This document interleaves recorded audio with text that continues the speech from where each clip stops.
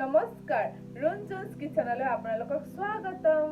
আজি আমি বনাম বিৰাতে সহজভাৱে বৰা চাউলৰ জলপান আৰু হেতু প্ৰেছাৰ কুকাৰত আপোনালোক বহুতে চাগে এই ৰেচিপিটো জানে তথাপিও যোনে নাজানে তেওঁলোকৰ বাবে এই ৰেচিপিটো অলপ লৈছিলো বৰা চাউল এখিনি 10 ঘণ্টা মান তিয়াই থৈছিলো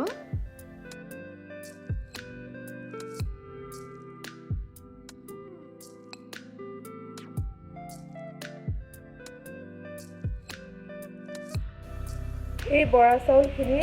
10 ঘণ্টা মান পানীত তিয়াই এতিয়া টুকি লৈছো পানীখিনি লাগিব অলপ ড্ৰাই ফ্ৰুইট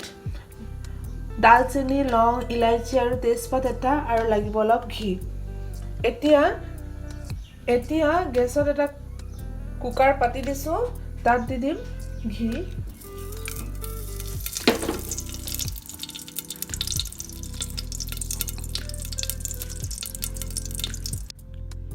ঘি গৰম হোৱাত তাত তেজপাত লং ইলাইচি দালচিনি গুটেখিনি দি দিছো অলপ পিছত ইয়াত দি দিছো এই ড্ৰাই ফ্ৰুট গুটেখিনি এখিনি ধুনিয়াকৈ লাৰি দিম তাৰ পিছত দি দিম এই গুটে চাউলখিনি ধুনিয়াকৈ ভাজি কৰিম এখিনি এই চাউলখিনি 5 মিনিট মান ধুনিয়াকৈ ভাজি কৰিম এখিনি ভাজি হোৱাৰ পিছত পৰিমাণ অনুযায়ী পানী দিম মই 2 গিলাস চাউল লৈছিলো সেই কাৰণে মই 1 গিলাস পানী দিম চাউলখিনি 10 ঘণ্টা মান মই তিয়াই থৈছিলো সেইখিনি চাউলখিনি মোটা হৈ গৈছিলে অলপ ফুলি গৈছে তাত 1 গিলাস হে পানী দিম 2 গিলাস চাউলত এখিনি ভালকে লাৰি পেলাই কুকাৰৰ ঢাকনটো লগাই দিম আৰু 25 মিনিট মান সিজাম সিটি আহিলেও আপোনালোকে একো নাই সিটি আহিলেও ভাল কথা যদি সিটি নাহে 25 মিনিট মান সিজাৰ পিছত গেছৰ ফ্লেমটো অফ কৰি দিব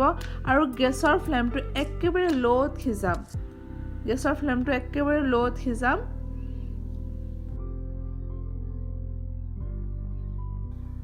25 মিনিট মান হৈ গৈছে এতিয়া গেছৰ ফ্লেমটো অফ কৰি দিছো এতিয়া 10 মিনিট মান কুকাৰ ঢাকনটো নুখুলো এনেকৈ ৰাখি দিম কুকাৰটো 10 মিনিট পিছত খুলি আছো এতিয়া উলিয়াই লৈছো